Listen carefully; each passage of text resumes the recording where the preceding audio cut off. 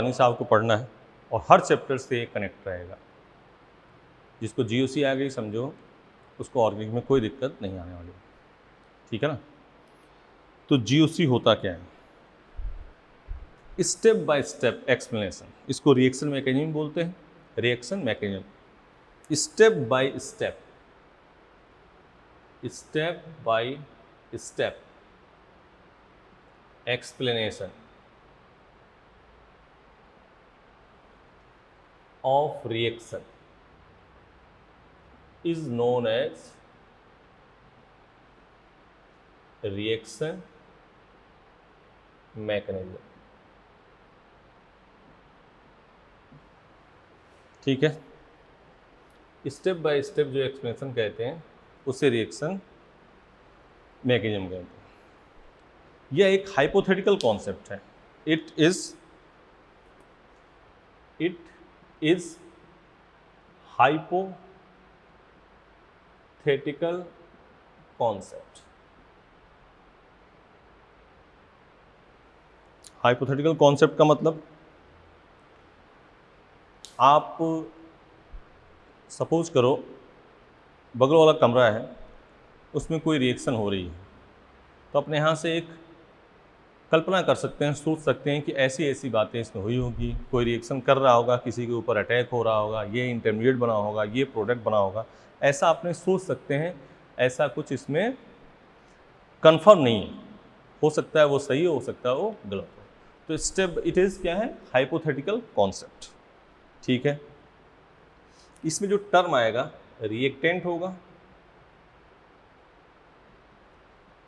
Intermediate होगा,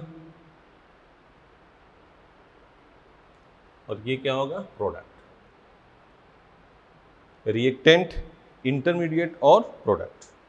ठीक है, रिएक्टेंट में क्या होगा, एक सबस्ट्रेट होगा और एक क्या होगा, रिएजेंट होगा। एक सबस्ट्रेट और दूसरा रिएजेंट। ठीक है, इंटरमीडिएट आगे आपको जैसे जैसे पढ़ोगे बताया जाएगा। प्रोडक्ट मतलब जो फाइनल प्रोडक्ट होगा वही। सबस्ट्रेट क्या होगा, ठीक है ना, जिस पर अटैक हो रहा होगा। सबस्ट्रेट जिस पर अटैक हो रहा होगा, रिएजेंट जो अटैक कर रहा होगा। एक एक मोटा मोटी बात ये होगी, ठीक है ना। सबस्ट्रेट जिस पर अटैक हो रहा होगा और रिएजेंट जो अटैक कर रहा होगा। जैसे ये बेंजीन है सिंपल, और यहाँ E+ है, और इसका ये बन गया प्रोडक्ट। ये हो गया सबस्ट्रेट और ये हो गया रिएजेंट, ये इस पर अटैक करेगा। ठीक है ना। अब ये कैसे हुआ ये आपको जानकारी नहीं होनी चाहिए। अभी तो मैटर क्या है, सबस्ट्रेट क्या है, रिएजेंट है, और ये आपका क्या हो गया, प्रोडक्ट। बोलो, इसमें कोई दिक्कत? दोबारा सुन लो, step by step explanation of reaction is known as reaction mechanism. ध्यान से इसको हर चीज़ों को क्लियर करो, ठीक है। दूसरा, इट इज़ हाइपोथेटिकल कॉन्सेप्ट, सच्चाई से कोई लेना देना नहीं है इसका। इसमें 3 टर्म आएंगे, रिएक्टेंट, इंटरमीडिएट, प्रोडक्ट। इसके 2 सबस्ट्रेट और रिएजेंट जिस पर अटैक हो रहा होगा, जो अटैक कर रहा होगा। जैसे कोई दे दिया गया एग्जाम्पल, तो सबस्ट्रेट इस पर अटैक ये कर रहा है, तो ये सबस्ट्रेट हो गया, ये रिएजेंट, बीच में कोई इंटरमीडिएट बनेगा जो आपको जब मैकेनिज्म बताई जाएगी तो पता चलेगा, और ये क्या है, प्रोडक्ट। देख लो, ठीक है, मिटा दें इसको।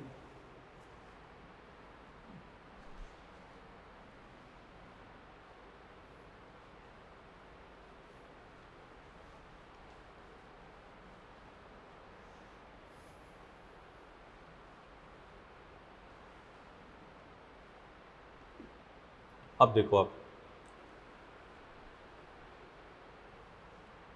Electronic displacement, electronic displacement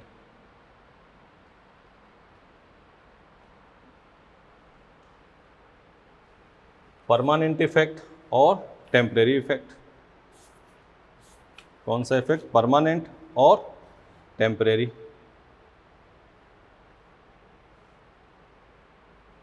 permanent effect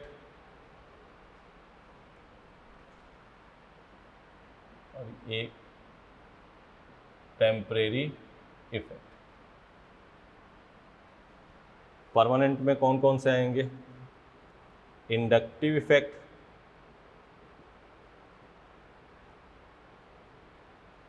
hyper conjugation,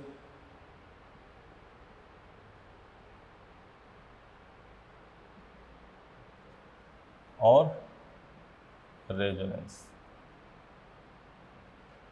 और टेम्परेरी में एक पढ़ना आपको इलेक्ट्रोमेरिक इफेक्ट, जो कि एनसीईआरटी में है भी, इस बारे में बात करेंगे। ठीक है, नोट करो इसको, जल्दी जल्दी नोट करो बेटा।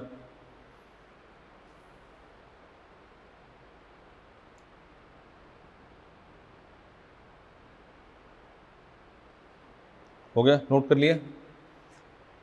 तो अब अपने बात करेंगे, शुरुआत करेंगे इससे, यहाँ से आपकी जीओसी की मेन मूल बेसिक चीज़ें करनी शुरू करेंगे अपने। ये नोट कर लिया? पर आपसे question which is permanent effect, inductive, hyper conjugation, resonance, और चौथा ऑप्शन ऑल ऑफ दीज। तो कौन सा होगा? All of these. चलो इसको मिटा देते हैं।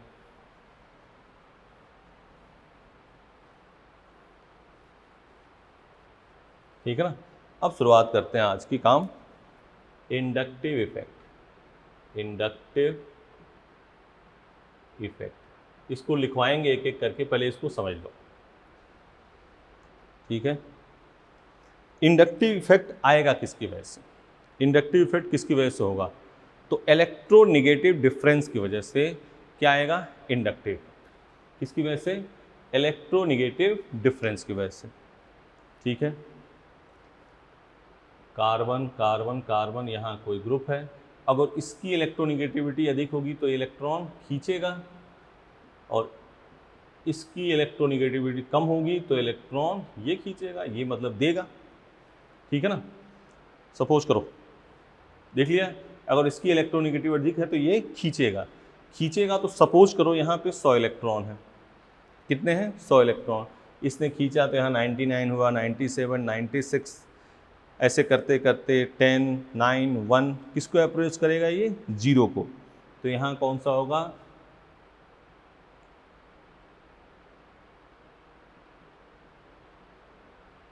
तो ये इस पर क्या है? -4। अगर ये देगा, ठीक है, तो इस पर Δ1, Δ2, Δ3 कौन सा चार्ज आएगा? इलेक्ट्रॉन दे रहा है ना, तो इस पर कौन सा चार्ज आएगा? Minus charge. फर्स्ट बात फिर ध्यान से देखो, इंडक्टिव इफेक्ट किसकी वजह से होगा बेटा? इलेक्ट्रोनेगेटिव डिफरेंस की वजह से। ठीक है ना? इसमें इलेक्ट्रॉन की शिफ्टिंग हो रही है, ऐसा नहीं कि ये कोई बॉन्ड है, H है, Cl है, ये ऐसे कर दिया H + Cl-, तब तो ये बॉन्ड टूट गया बीच में। ये नहीं हो रहा है इसमें। इसमें क्या हो रहा है? देखो, पार्शियल चार्ज आ रहा है। इसका मतलब क्या है? Partial charge. ठीक है, तो इसमें इलेक्ट्रॉन की शिफ्टिंग होती है, ट्रांसफ़र नहीं होता है, पहली बात। अभी लिखना है इसको। नेक्स्ट बात देखो इधर, जितना पास होगा उसको अच्छा इलेक्ट्रॉन दे पाएगा, या जितना पास होगा उससे अच्छा इलेक्ट्रॉन खींच पाएगा। ठीक है, तो ये डिस्टेंस डिपेंडेंट होता है। क्या होता है? Distance dependent. ठीक, कौन कौन सी बात बोली? पहला, इंडक्टिव इफेक्ट किसकी वजह से होगा? इलेक्ट्रोनेगेटिव डिफरेंस की वजह से होगा। दूसरा, इस पर कैसा, इसमें इलेक्ट्रॉन की क्या होती है? शिफ्टिंग होती है, ट्रांसफ़र नहीं होता है। इसमें कौन सा चार्ज डेवलप होगा? Partial charge. कंप्लीट चार्ज इस पर डेवलप नहीं, तो बॉन्ड ही टूट जाएगा। इसी वजह से तो ये परमानेंट इफेक्ट है। ठीक, दूसरा, मान लो ये चार्ज है, म्यू इक्वल टू क्या होता है? Q × D। तो जैसे चार्ज बढ़ेगा कम होगा, डायपोल मोमेंट क्या होगा? बढ़े कम होगा, बढ़ेगा या कम होगा।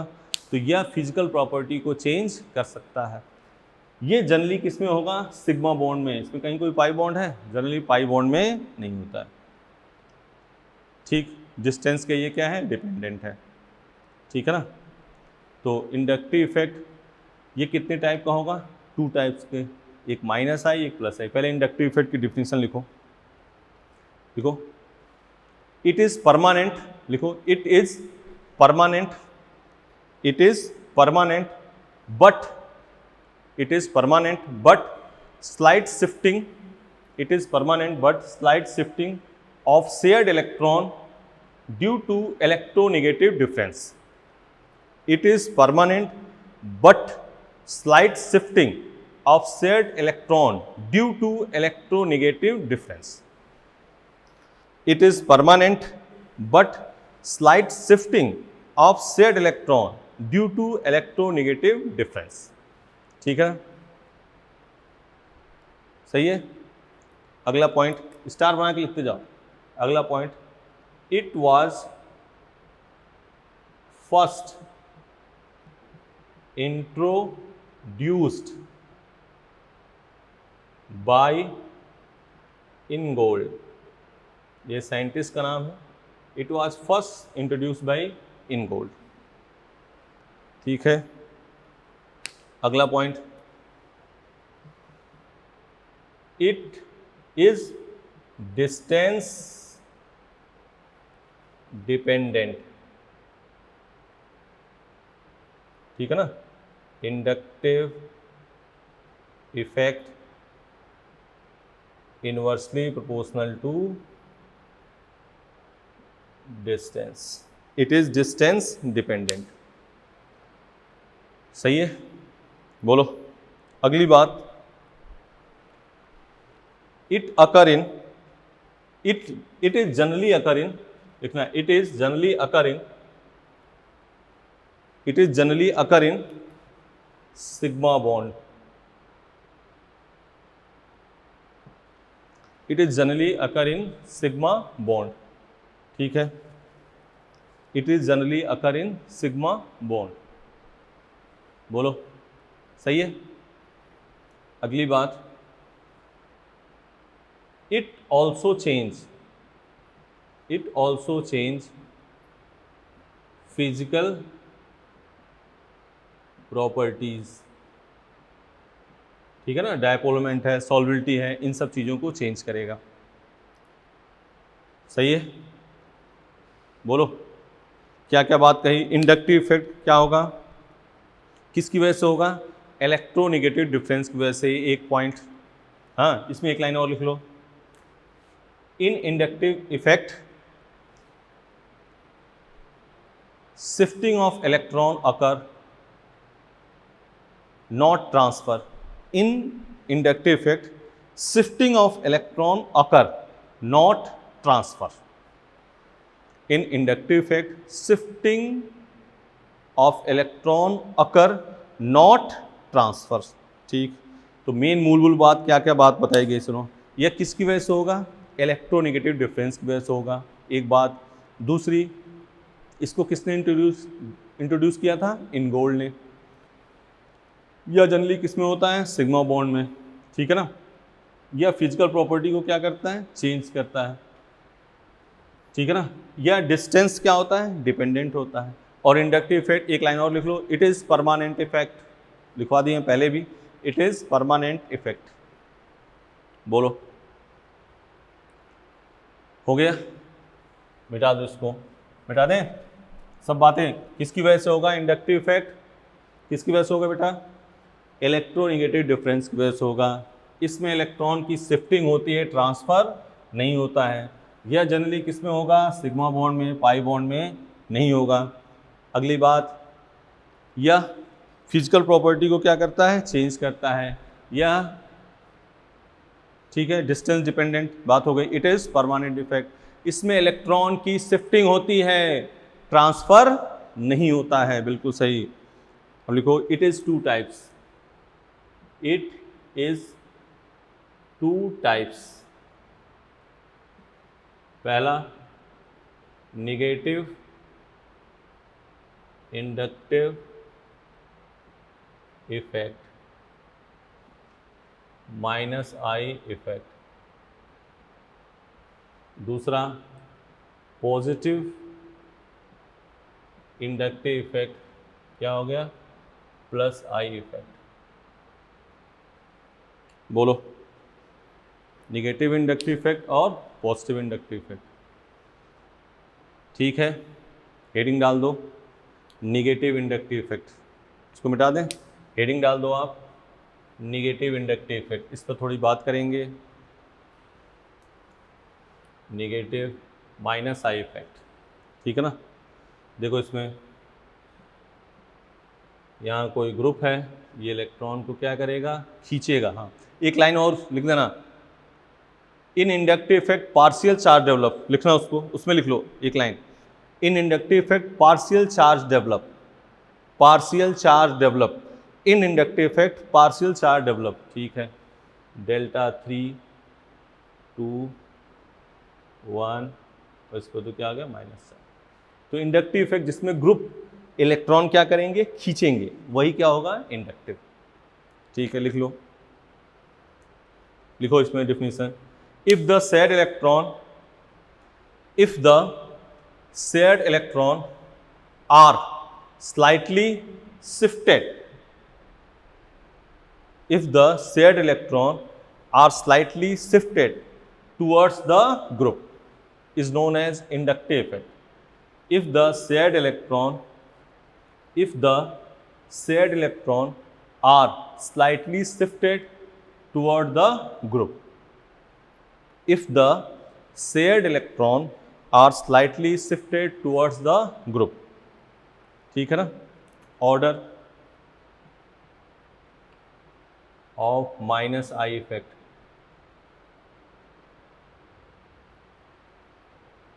NR3 प्लस NS, जितना आपने कह रहे हैं उतना पहले भी याद करो, NO2 CN CHO COH fluorine chlorine bromine iodine OR OH double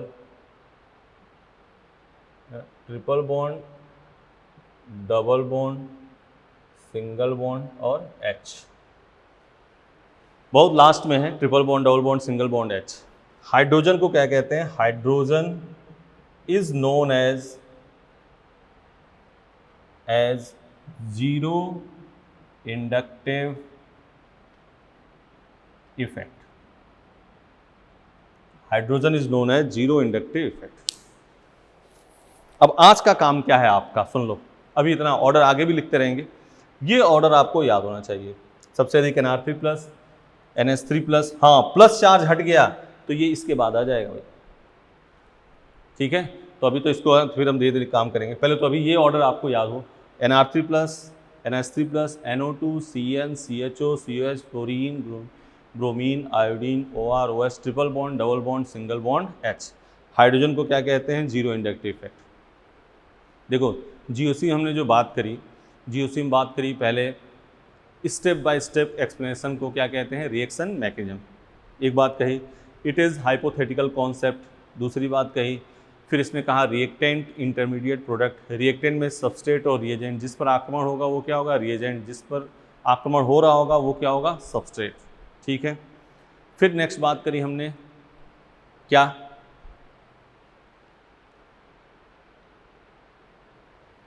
electronic displacement लिखा, टेम्परेरी इफेक्ट, परमानेंट, परमानेंट में क्या है, इंडक्टिव हाइपर कॉन्जुगेशन रेजोनेंस, और टेम्परेरी में क्या हो गया, इलेक्ट्रोमेरिक इफेक्ट। अब इंडक्टिव इफेक्ट को अपने क्या कर रहे हैं, पढ़ रहे हैं, इंडक्टिव इफेक्ट को क्या कर रहे हैं, पढ़ रहे हैं। तो इंडक्टिव इफेक्ट किसकी वजह से होगा, अब इंडक्टिव इफेक्ट से मामला इसमें सेट करना है, 2 दिन चलेगा इंडक्टिव इफेक्ट। इंडक्टिव इफेक्ट किसकी वजह से होगा, इलेक्ट्रोनेगेटिव डिफरेंस की वजह से होगा, पहली बात, ठीक है। इसमें यह डिस्टेंस डिपेंडेंट होता है, इसमें इलेक्ट्रॉन की शिफ्टिंग होती है, ट्रांसफ़र नहीं होता है, परमानेंट इफेक्ट है, ठीक है। यह जनरली किस में होगा, सिग्मा बॉन्ड में, पाई बॉन्ड में नहीं होगा, यह फिजिकल प्रॉपर्टी को क्या करेगा, चेंज करेगा, बोलो, ठीक है। नेक्स्ट बात, ये 2 टाइप का होगा, माइनस आई प्लस, इसमें पार्शियल चार्ज डेवलप होगा, फुल चार्ज नहीं होगा, एक इलेक्ट्रॉन खींच सकता है, माइनस निगेटिव इंडेक्स जो इलेक्ट्रॉन खींचेगा, माइनस आई का ऑर्डर आपने लिख लिया, इसको पोज करके देख लेना, और इसको इस ऑर्डर को याद रखा, कारण सर और भी हैं, बिल्कुल हैं, लेकिन पहले इसको छोटे बेसिक से आप काम करो, पहले छोटे वाले याद हो जाए, फिर आगे अपने आप कर देंगे। मिटा दें इसको। अब माइनस आई का एप्लीकेशन, हाइड्रोजन को क्या कहते हैं, zero inductive effect.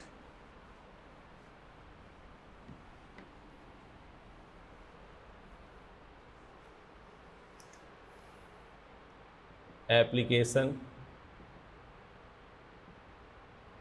Of minus I effect,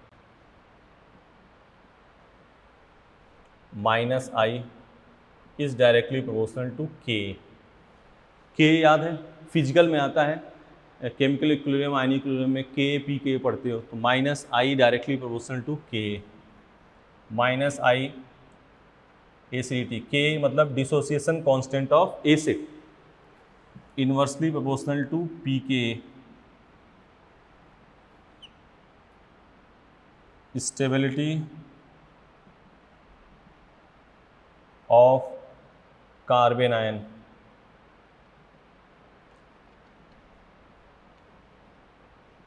stability of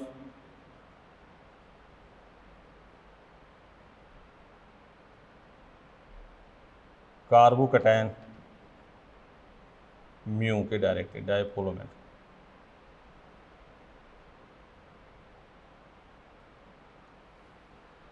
inductive effect क्या होगा, डायपोलोमेंट के क्या होगा, डायरेक्टली। इतने तो एप्लीकेशन है, यहाँ लिख लेना। डिसोसिएशन, के को क्या कहते हैं, डिसोसिएशन कांस्टेंट ऑफ एसिड, ये इसका एप्लीकेशन, ठीक है ना। अब जैसे कहा गया एसिडिटी के बारे में, डीएनपी रूल बताएंगे, लेकिन पहले भी देखो सिंपल से क्वेश्चन कहा जाएगा ऑर्डर ऑफ एसिडिटी, तो जितना अच्छा माइनस आई लगा होगा एसिडिटी उतनी ही अधिक होगी, ठीक है। CH2NO2 COH, CH2 CN COH, CH2 F COH, देख रहे हो, CH2 CH3 COH। बोलो कोई दिक्कत, यहाँ आ जाओ। अब देखो बेटा इधर COH तो क्या है, सेम है, ये भी सेम है, ये भी सेम है, यहाँ सेम है। अब माइनस आई का ऑर्डर देखो, माइनस आई का जो ऑर्डर होता है NO2 फिर CN फिर COH ऐसे फिर F, और ये एल्किल ग्रुप तो क्या आएगा, लास्ट में आएगा। तो सबसे अधिक एसिडिक कौन होगा, फर्स्ट, फिर सेकेंड, फिर थर्ड, फिर फोर्थ। बोलो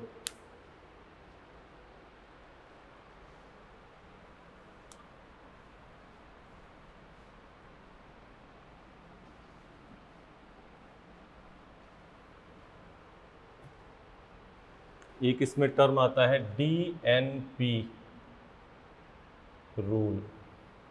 DNP मतलब डिस्टेंस, पहले देखना है डिस्टेंस कितना पास है, फिर नंबर, और फिर देखना है आपको पावर। एसिडिटी देखने के लिए क्या देखोगे, DNP रूल, डिस्टेंस फिर नंबर फिर पावर, ठीक है। इधर आ जाओ,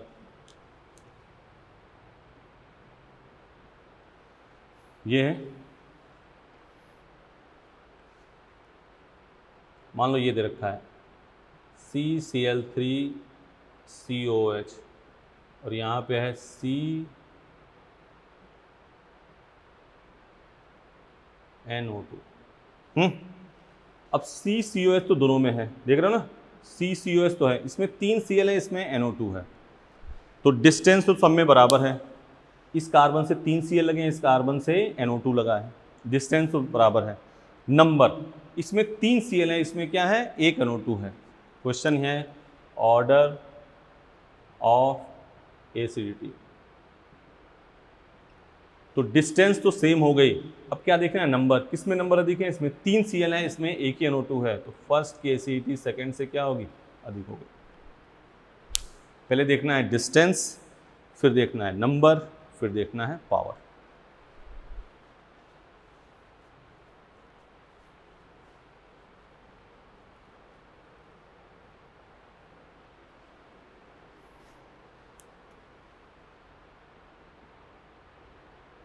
CH3CHBr COH, order of acidity की बात कर रहे हैं, ऑर्डर ऑफ एसिडिटी।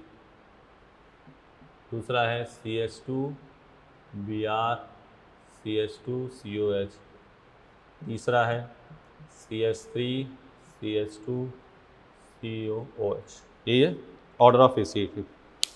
अब देखो COH सब में 3 COH है।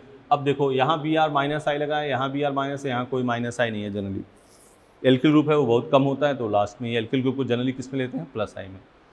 अब देखो किस में डिस्टेंस कम है, यहाँ डिस्टेंस इतनी और यहाँ डिस्टेंस इतनी, तो फर्स्ट सेकेंड में कौन अधिक, कितना पास है COH के, फर्स्ट वाला, तो अधिक एसिडिक कौन होगा, फर्स्ट, फिर सेकेंड, फिर थर्ड।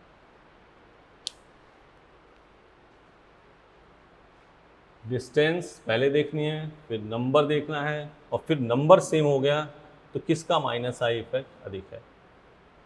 डिस्टेंस देखना पहले, फिर नंबर, फिर पावर।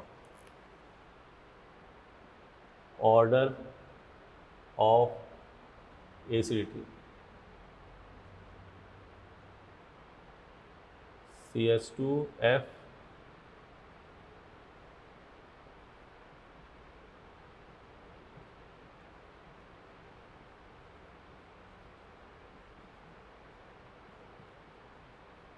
देखो सब में डिस्टेंस सेम है, देख रहे हो ना, सब में डिस्टेंस सेम है, डिस्टेंस सेम है, डिस्टेंस सेम है, तो क्या हो गया, A B और ये C।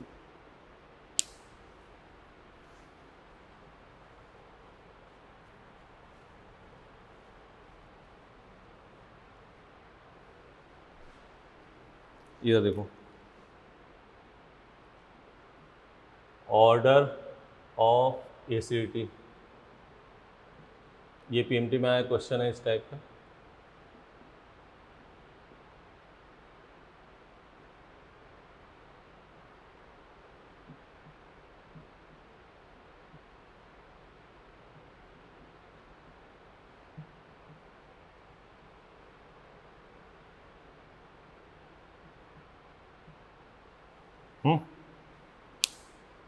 अब देखो इधर, इसमें यहाँ लगा दो,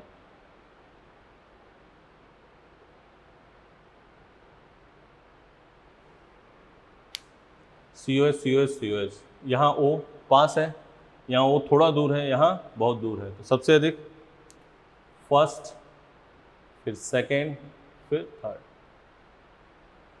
एसिडिटी का ऑर्डर क्या होगा, फर्स्ट, सेकेंड, थर्ड।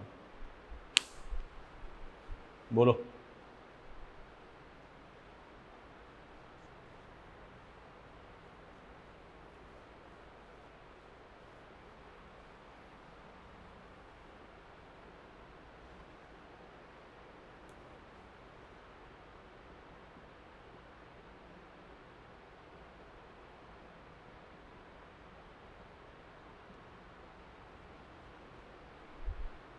ये है, इधर आ जाओ,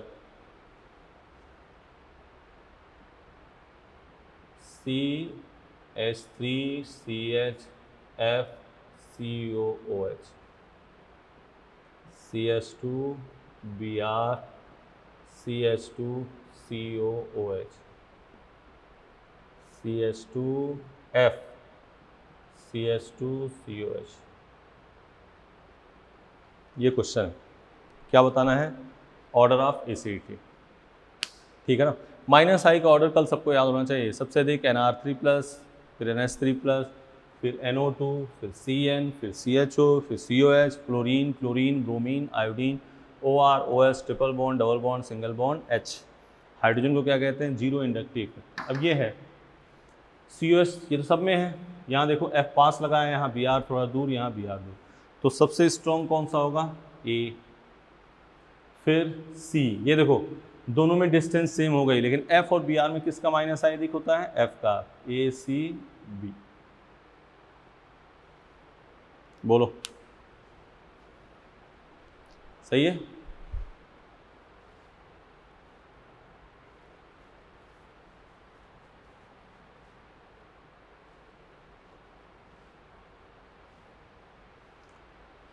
बोलो भाई सही है।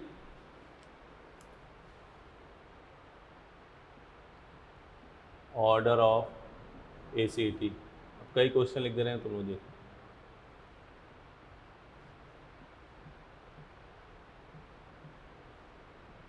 CH3 CH2 COOH, CH3 CHF COH, CH3 CHNO2 COOH, CH2F CH2 COH। देख लो इसको।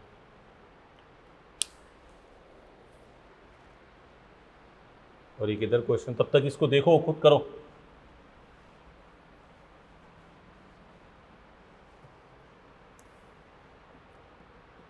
ऑर्डर ऑफ एसिडिटी,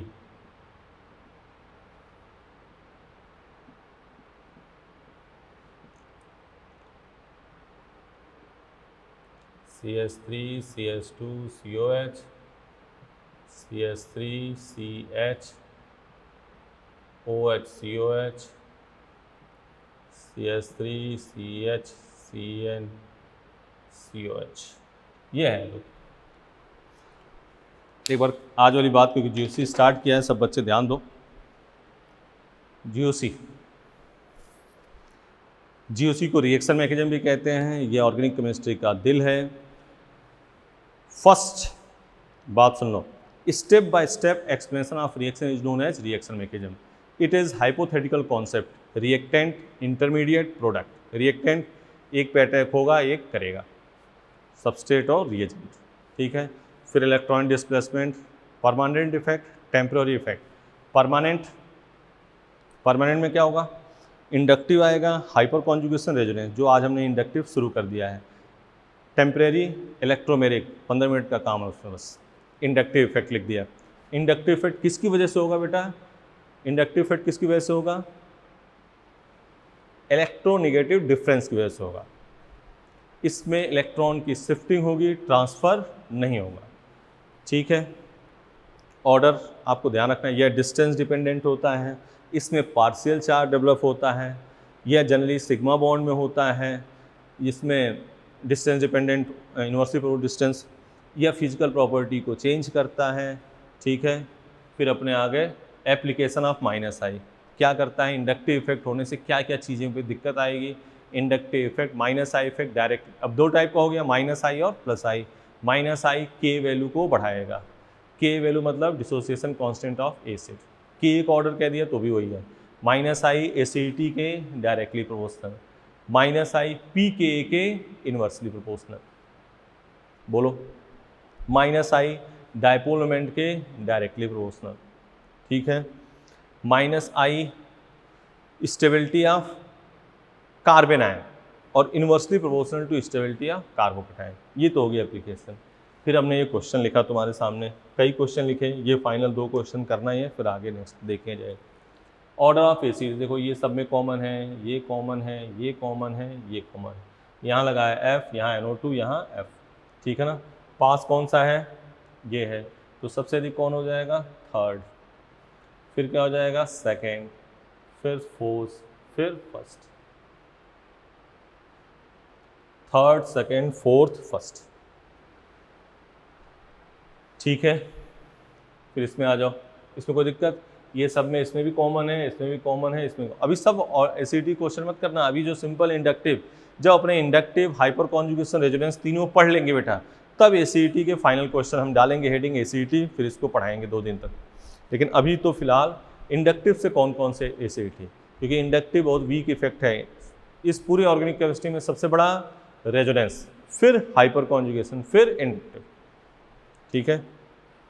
तो यहाँ कौन सा हो गया सबसे अधिक, C, क्योंकि ये कॉमन थे, Cn और OH में किसका -I इफेक्ट है, Cn का, तो सबसे अधिक C के बाद B, और ये क्या हो गया, ये बोलो CBA, ठीक है। इतने में कोई दिक्कत, एसिडिटी का ऑर्डर ये।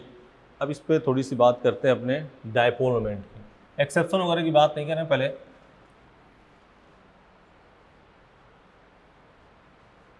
जितना अच्छा -I होगा डायपोल मोमेंट उतना ही अधिक होगा। जैसे ऑर्डर ऑफ डायपोल मोमेंट, ठीक है, CH3 CH2 NO2 और सेकेंड है CH3 CH2 CH3। First greater than second, क्योंकि NO यहाँ पे क्या आ गया, माइनस आई इफेक्ट। जितना अच्छा माइनस आई इफेक्ट होगा डायपोल मोमेंट उतना ही अच्छा होगा।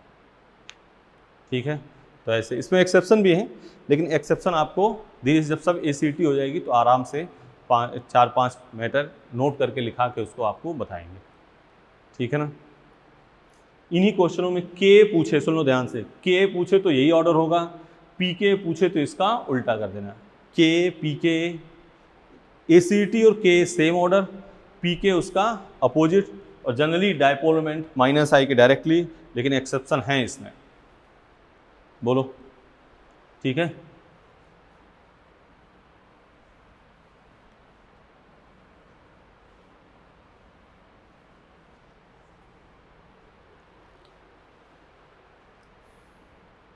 ऑर्डर ऑफ के, क्वेश्चन क्या कहा, ऑर्डर ऑफ के या ACT एक ही बात है। COH COH COOH CH2 COOH CH2 CH2 COH और COH। देख रहे हो, इसमें दो COH, इसमें कोई कार्बन है नहीं है, एक कार्बन है, दो कार्बन है, यही तो है। तो इसमें डिस्टेंस कम है, इसमें डिस्टेंस थोड़ी सी और अधिक, इसमें डिस्टेंस और अधिक, तो ACT या के वैल्यू का ऑर्डर क्या होगा, फर्स्ट सेकेंड थर्ड। बोलो सही है। और इसके नाम की बात करें तो इसका नाम क्या है बेटा, ऑक्जेलिक एसिड, ऐसे नाम से आया था ऑक्जेलिक, ओम्स गैप मेलोनिक एसिड, नाम दे के आ जाएगा, ओम्स गैप याद है ना, नॉमेनक्लेचर बताया था। और ये क्या है, सक्सिनिक। तो क्वेश्चन और अच्छा हो जाएगा जब नाम दे देगा, कहेगा oxalic acid, malonic acid, succinic acid में ACT का ऑर्डर बताइए। ठीक है, कर लोगे काम, नोट कर लो, इधर नाम लिख लेना।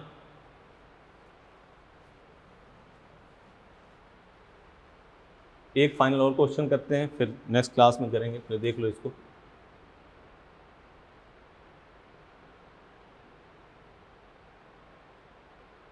ऑर्डर ऑफ ACT, NO2 लगा दिया, NO2 लगा दिया। अभी यहाँ कोई रेजोनेंस वाले हम नहीं ले रहे हैं एग्जाम्पल, वो अलग से करेंगे।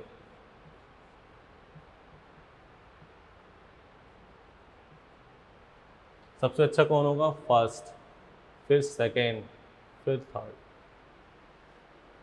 बोलो, के वैल्यू का ऑर्डर, ACT का ऑर्डर ही। ठीक है बेटा, इतना काम आप करना आपको। इतना करने के बाद, ठीक है, इतना करने के बाद आप एक बार, आज का मेन मूल काम है आपको क्या करना है। अगर क्वेश्चन देख रहे होगे तो सब किस पे डिपेंड है, माइनस आई पे।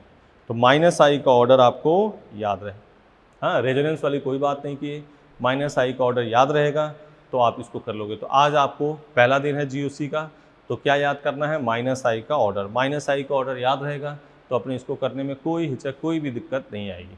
तो करके आओगे कल, ठीक बेटा। टेस्ट का एक रिवीजन देख लेना, कोई क्वेश्चन होगा तो उसको देख लेना, इसमें कर ही दिया था हमने। एक एक क्वेश्चन के आप निकाल लेना आंसर। हाँ, हर क्वेश्चन पढ़ाया गया था बेटा, ठीक है ना। ऐसे GOC भी आप वीडियो के साथ चलोगे तो आपका मामला बहुत सही हो जाएगा।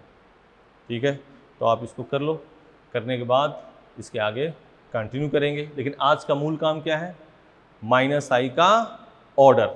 ठीक है, माइनस आई का ऑर्डर याद करके आना। ठीक है, thank you, best of luck.